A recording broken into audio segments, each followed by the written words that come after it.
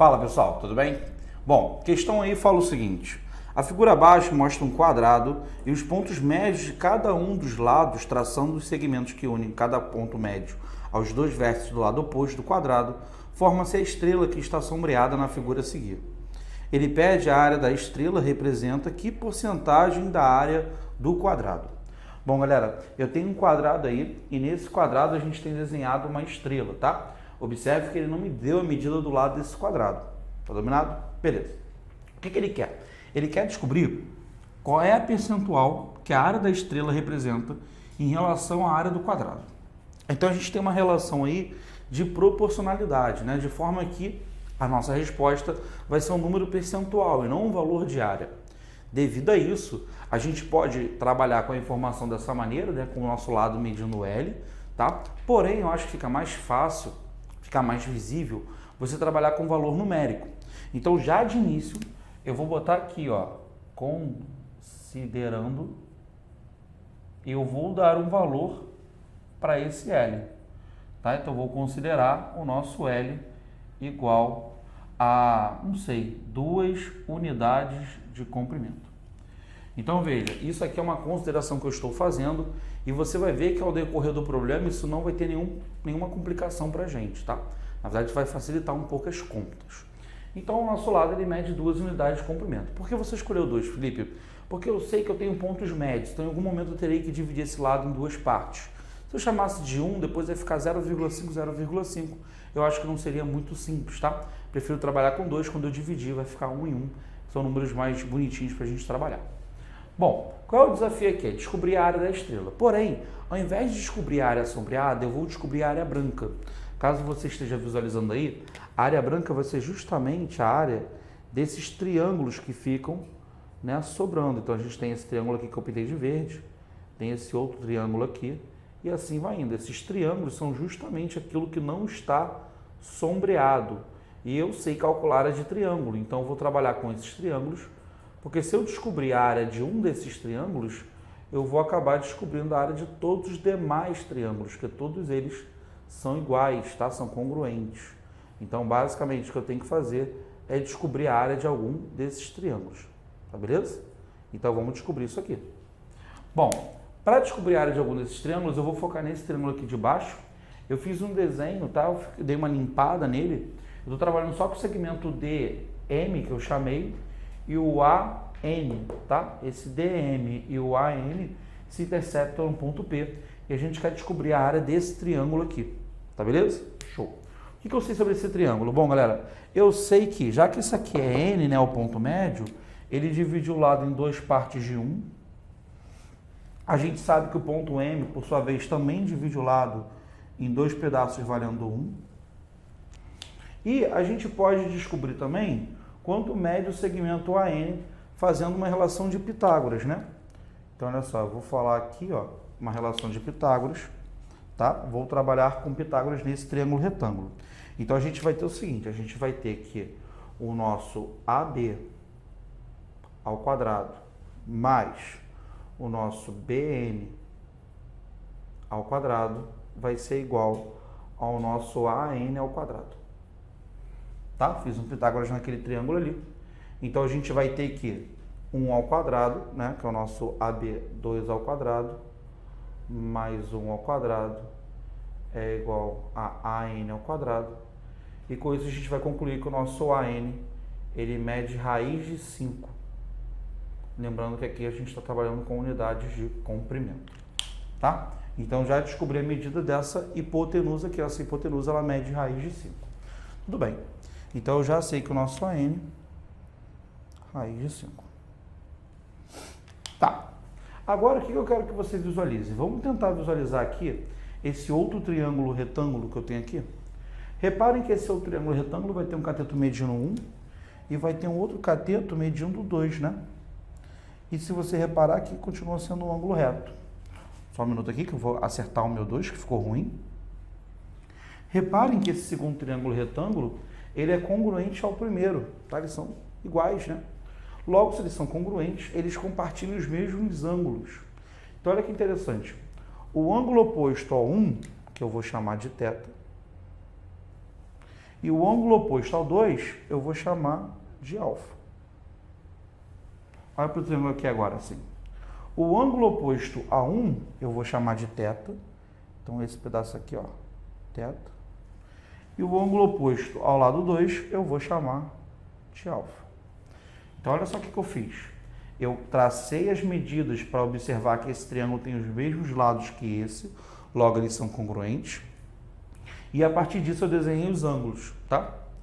E se eles são congruentes, tem as mesmas medidas lá, mesma medida de ângulo, eu observo que aqui dentro eu formei um triângulozinho, você pode ver esse triângulozinho, ó, AMP.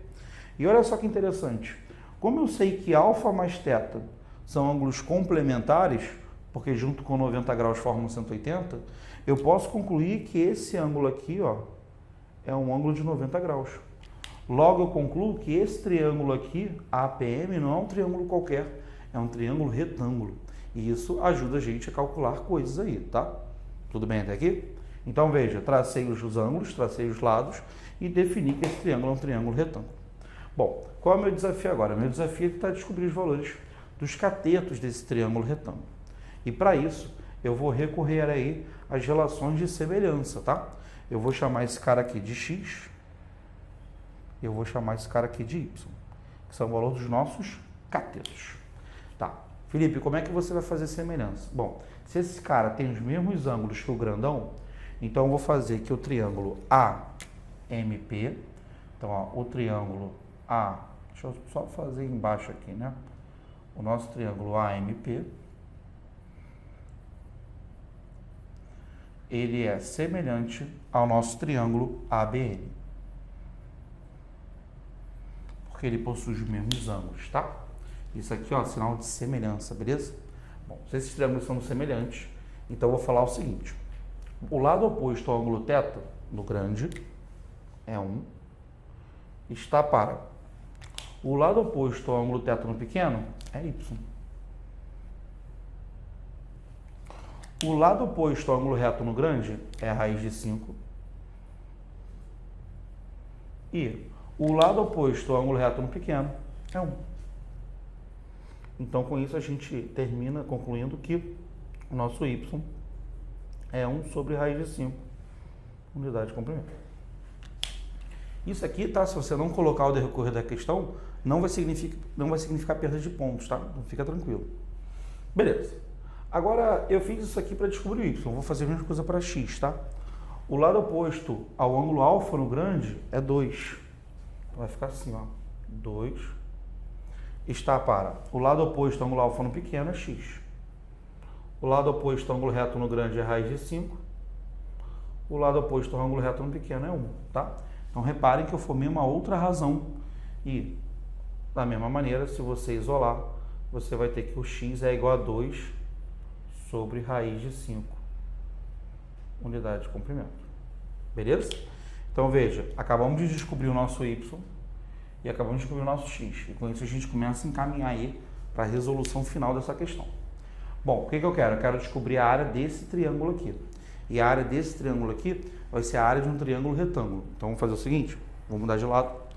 Eu vou ter que a área do nosso triângulo AMP, ela vai ser cateto vezes cateto sobre 2, beleza? Então, ela vai ficar assim, ó.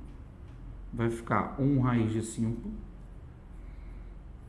vezes 2 raiz de 5 sobre 2. Galera, 1 raiz de 5 vezes 2 raiz de 5 é 2 sobre 5. E 2 sobre 5 sobre 2 vai dar 1/5. Então, isso aqui é 1/5 unidade de área. Beleza? Então, isso é a área do nosso triângulo. 1/5 aí, unidade de área. Beleza? É a nossa área daquele triângulozinho, desse triângulozinho aqui, ó. Esse primeiro que eu tinha pintado de verde. Só que se você observar, eu tenho 8 triângulos na minha figura. Então, eu vou ter que fazer o quê? Bom, a área branca, eu vou botar até assim, ó. A área branca é o quê? É 8 vezes 1/5, que dá 8/5 unidade de área. Só que o que ele quer, galera, não é a área branca. O que ele quer é a área cinza. Então, vamos fazer o seguinte, o que vai ser a área cinza? Bom, a área cinza vai ser a área total menos a área branca, tudo bem? Então, a gente vai ter o seguinte, a área cinza, ela vai ser igual a área total é quanto? É 4 menos 8/5. Bom, se você fizer isso aqui, vai ficar 12/5 unidade de área.